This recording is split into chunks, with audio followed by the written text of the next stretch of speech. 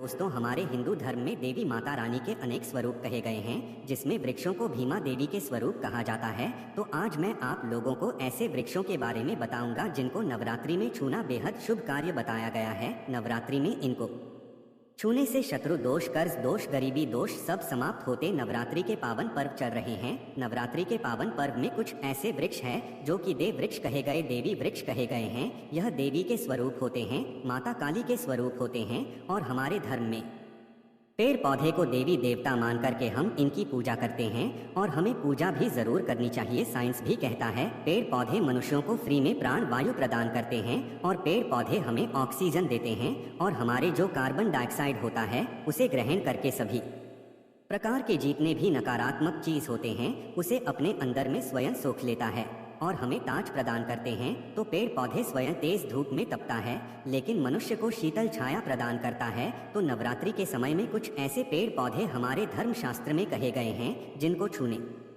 मात्र से व्यक्ति के बंद किस्मत के ताले खुल जाते हैं, व्यक्ति का सौभाग्य चमक जाता है। हमारे शास्त्रों में पेड़ पौधों को बहुत ही गुणकारी कहा जाता है क्योंकि इनमें साक्षात देवता होते हैं। अनेक बीमारी का उपचार पेड़ पौधों में ही छुपा है, जड़ी बूटी में ही छुपा है। और भगवान श्री कृष्ण ने गीता में स्वयं कहा है कि वृक्षों में मैं पीपल का वृक्ष हूँ। पीपल के वृक्ष को वृक्षों का राजा कहा जाता है। इसीलिए कृष्ण भगवान ने कहा पत्ता पत्ता मैं ही हूँ, क्योंकि पीपल वृक्ष की जो आयु होती है सबसे ज्यादा होती है, सबसे अत्यधिक होती है। पीपल वृक्ष सर्वशक्तिमान होता है, पूजा पाठ में अत्यधिक इसका महत्व होता है। दोस्तों, इसीलिए भगवान श्री कृष्ण ने गीता में स्वयं कहा है कि मैं वृक्षों में पीपल का वृक्ष हूँ। तो चलिए आज मैं आप लोगों को नवरात्रि के समय में छुए जाने वाले वृक्ष के बारे में बताऊंगा। तो जय माता दी अवश्य लिख दीजिए कमेंट में दो।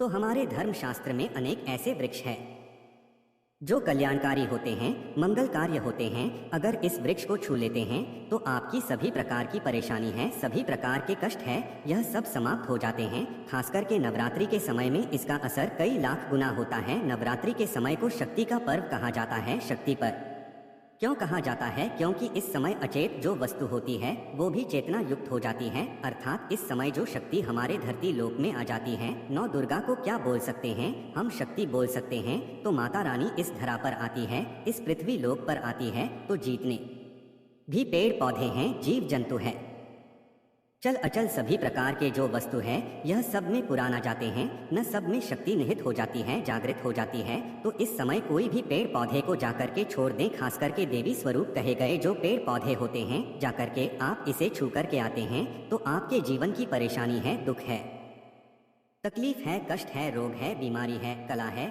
जीवन में चल रहे बहुत बड़ी समस्या है, सब समस्या समाप्त हो जाती है। काल सर्प दोष, मंगल दोष, शनि दोष, राहु दोष तत्काल अपना असर दिखाती है और सब दोष खत्म हो जाते हैं। दोस्तों, आज मैं आप लोगों को 3 पौधों के बारे में बताऊंगा और यह तीनों पौधे देव वृक्ष कहे जाते हैं। वीडियो को ध्यान से देखना। अगर आज की वीडियो मिस कर दी तो फिर सारी जिंदगी आपको पछताना पड़ेगा, क्योंकि नवरात्रि ही एक ऐसा पर्व होता है, एक ऐसा समय होता है। केवल 9 दिनों के भीतर में आपको लंबी पूजा पाठ करने की जरूरत नहीं पड़ती। केवल 9 दिनों के भीतर में ही आप अपनी समस्या को, आप अपनी गरीबी को स्वयं अपनी आंखों से समाप्त होते हुए देख सकते हैं। मैं जिस वृक्ष के बारे में बता रहा हूँ, यह सारे वृक्ष आपको अपने घरों के आसपास में बहुत ही आसानी से मिल जाएंगे। दोस्तों, वीडियो में आगे बढ़ने से पहले, जानकारी बताने से पहले, अभी तक कमेंट बॉक्स में जय माता दी नहीं लिखे हैं तो जय माता दी जरूर लिखना। जब आप हमारे कमेंट बॉक्स में जय माता दी लिखते हैं तो हमें काफ़ी हर्ष होता है, काफ़ी लाभ होता है। आप हमारी वीडियो को लाइक करते हैं तो हमारा मनोबल रहता है और आप सभी लोगों के लिए इस प्रकार ज्ञान भरी जो अच्छी जानकारी होती है आप सभी लोगों के लिए लेकर के आते हैं। तो अगर आप इस प्रकार की जानकारी में इंटरेस्ट रखते हैं, इस चैनल को अगर सपोर्ट करना चाहते हैं तो आप हमारे चैनल को सब्सक्राइब कर हमारा सपोर्ट जरूर करें। दोस्तों, मेरे जो उपाय होते हैं आप लोगों को मैं सरल से सरल आसान उपाय बताता हूँ, जो भी हमारे गुरुदेव ने हमें सिखाया है। जो उपाय बहुत ही सरल होते हैं, बहुत ही आसान होते हैं और यह रामबाण की तरह काम करते हैं। जिस प्रकार प्रभु राम के जो बाण होते हैं चुंग होते हैं, उसी प्रकार मेरे वीडियो में बताए गए जो उपाय होते हैं अचूक होते हैं, कभी भी प्रभाव ही नहीं होते हैं। तो वीडियो को ध्यान से देखना। कौन से ऐसे 3 वृक्ष हैं जिसे हमें छूकर के नवरात्रि के समय में जरूर आना चाहिए। एक खास बात सभी दर्शकों को बताना चाहूंगा, नवरात्रि के समय में जितना ज्यादा हो सके देव वृक्ष की पूजा जरूर करना। दोस्तों, देव वृक्ष में कई प्रकार के वृक्ष होते हैं चलिए मैं आप लोगों को बताना चाहूंगा कौन से वृक्ष को छूने से हमारी गरीबी मिटती है। पहला जो वृक्ष है बेल का वृक्ष। जो बेल का वृक्ष है, यह वृक्ष माता पार्वती के पसीने से उत्पन्न हुआ है। स्कंद पुराण के अनुसार जो माता पार्वती है यह देवी स्वरूप कही गई है, अर्थात यह नव दुर्गा के स्वरूप कही गई है। तो स्कंद पुराण की कथा में कहा गया है जो बेल का वृक्ष है माता पार्वती के पसीने से उत्पन्न हुआ है। इसकी डाली में पार्वती, जग में भ्रम बताने में विष्णु एवं समस्त जो हिस्से हैं उसमें भगवान शंकर जी बसते हैं। संध्या काल में शिव मंदिर के समीप या नौ दुर्गा मंदिर के समीप जो बेल के वृक्ष है, इसके नीचे में घी का दीपक जलाने से व्यक्ति धनवान, गुणवान एवं पराक्रमी बनता है। व्यक्ति के सभी प्रकार के मनोरथ की पूर्ति होती है। हमारे धर्मशास्त्र यह भी कहते हैं नवरात्रि के समय में अगर कोई भी व्यक्ति बेल के वृक्ष को माता नौ दुर्गा का ध्यान करते हुए 7 बार छू करके आ जाते हैं तो ऐसे व्यक्ति की तत्काल अगर उपवास व्रत रखा है, ध्यान से सुनिएगा, जो लोग उपवास व्रत रखे हैं ऐसे व्यक्ति की थकान सुस्ती तत्काल चली जाती है। ध्यान से सुनी, जो व्यक्ति उपवास रखे हैं, व्रत रखे हैं, ऐसे व्यक्ति को नवरात्रि के समय में जितना ज्यादा हो सके संध्या काल में बेल के वृक्ष को जरूर छूना चाहिए। केवल लाभ ज्यादा नहीं छू सकते तो 7 बार छू करके जरूर आ जाना और बेल वृक्ष के नीचे में घी का दीपक जरूर जलाए देना। दोस्तों, घी का दीपक जलाते हैं तो इसके क्या फायदे मिलते हैं यह भी इस वीडियो में बताऊंगा। मैं सारी जानकारी इस वीडियो में विस्तार से बता रहा हूं, इसलिए आज की वीडियो धुनी बनी बन सकती है। हो सकता है 15 मिनट की वीडियो बन जाए, लेकिन अपना पूरा समय जरूर देना, क्योंकि जब हम उपवास व्रत रखते हैं तो हमारे शरीर में काफी थकान आ जाती है, हमारे शरीर में ऊर्जा की कमी होने लगती है। हालांकि हमें अध्यात्म ऊर्जा प्राप्त होती है, लेकिन हमारे शरीर में ऊर्जा की कमी होने लगती है। भोजन न करने के कारण हमारे शरीर में ऊर्जा की कमी होती है और इस ऊर्जा को बरकरार रखने के लिए, इस ऊर्जा को प्राप्त करने के लिए हमें बेल वृक्ष को छूना चाहिए। दोस्तों, अनेक संत महात्माओं ने बेल वृक्ष के पत्ते को खाकर के तपस्या की है एवं कई प्रकार की सिद्धियां हासिल की है। धर्मशास्त्र कहते हैं अगर नवरात्रि के समय में बेल के पत्ते खाए जाएं तो जो व्यक्ति लंबे समय से जो मंत्र के जाप कर रहे हैं, सिद्धि प्राप्त नहीं हो पा रही है, फिर कुछ आप ऐसी सिद्धि को प्राप्त कर सकते हैं जो सीधे आपको काफी लंबे समय से प्राप्त बेल के पत्ते खाने से वह सिद्धि जल्दी प्राप्त होती है। इसके नीचे घी का दीपक जलाने से हमें सिद्धि की प्राप्ति होती है। सिद्धि का मतलब होता है कार्य में सफलता। तो जो लंबे समय से आपके कार्य नहीं हो पा रहे हैं, उस कार्य में नवरात्रि के समय में जितने भी दिन हो सके आप जो है, जब भी आपको समय मिले तो शाम के समय में घी का दीपक जरूर जला देना। और अगर कोई भी व्यक्ति नवरात्रि के समय में, ध्यान से सुनिए, अगर कोई भी व्यक्ति नवरात्रि के समय में अगर बेल वृक्ष की जड़ में दूध चढ़ाते हैं, वह सभी प्रकार के व्याधि दूर होती है। अगर सिंदूर युक्त गंगा जल चढ़ा आते हैं तो व्यक्ति की गरीबी मिटती है। अगर तेल चढ़ाते हैं बेल वृक्ष के जन्म में तो सौभाग्य की प्राप्ति होती है। और अगर बेल के तीनों पत्तों में, दोस्तों ध्यान से सुनिए, श्रीदेवी कही गई है, जैसे कि महाकाली, महालक्ष्मी, महासरस्वती, तो अगर बेल के जो 3 पत्ते हैं महाकाली महासरस्वती के स्वरूप कहे गए हैं, तो बेल के अगर तीनों पत्तों में ओम, दूसरे पत्ते में हरिओम को सिंदूर से लिख करके चढ़ाना होता है। सिंदूर से लिख करके चढ़ाया जाए तो तत्काल उसी समय मनोकामना की पूर्ति होती है, कार्य में सफलता मिलती है। कोई लंबे समय से आपकी मनोकामना